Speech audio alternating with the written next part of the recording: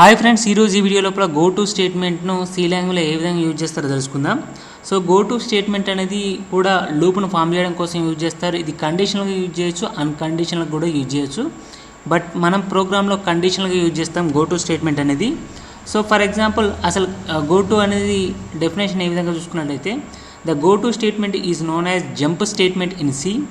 As a name suggested, go to is used to transfer the program control to particular ఏదైతే predefine label ఏదైతే ఉందో ఆ label దగ్గరికి మనకు ప్రోగ్రామ్ కోడ్ అవుతుంది.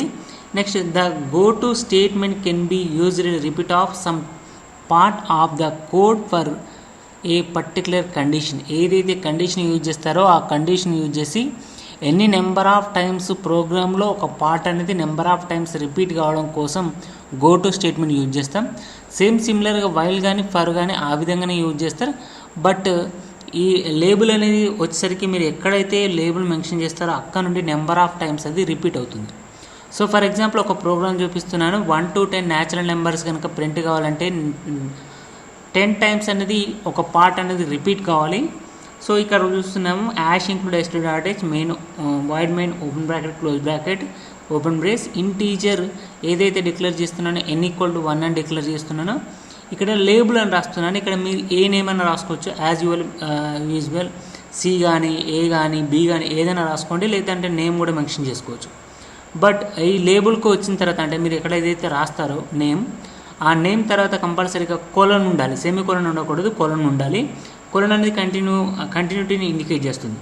సో నెక్స్ట్ ఈ ప్రింట్ ఎఫ్ అనే లోపల నేను ఎన్ అని రాశాను, అంటే %d n అని రాశాను, అంటే 1 అనేది ఫస్ట్ టైం ప్రింట్ అవుతుంది. నెక్స్ట్ n++ అంటే n= next increment operator use చేశాను, n=2 అవుతుంది. సో కండిషన్ చెక్ చేస్తుంది, 2 <= 10 కండిషన్ సాటిస్ఫై అవ్వడం వల్ల గో టు స్టేట్మెంట్ అనేది రన్ అవుతుంది. గో టు అంటే లేబుల్ ఏదైతే అడ్రస్ ఇచ్చానో ఆ అడ్రస్ దగ్గరికి వెళ్తుంది.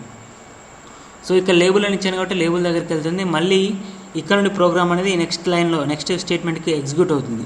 సో ప్రింట్ ఎఫ్ ఏదైతే రాశానో ఎన్ వాల్యూ ప్రింట్ అవుతుంది. నెక్స్ట్ 2 ప్రింట్ అవుతుంది, 3 ప్రింట్ అవుతుంది, 4 అప్ టు 10 నెంబర్స్ వరకు ప్రింట్ అవుతుంది. ఈ విధంగా మనం గో టును మన ప్రోగ్రాంలో ఎక్కడైనా యూజ్ చేసుకోవచ్చు. ఈ వీడియో నచ్చినట్లయితే షేర్ చేయండి, లైక్ చేయండి, సబ్స్క్రైబ్ చేయండి. Thank you for the watching.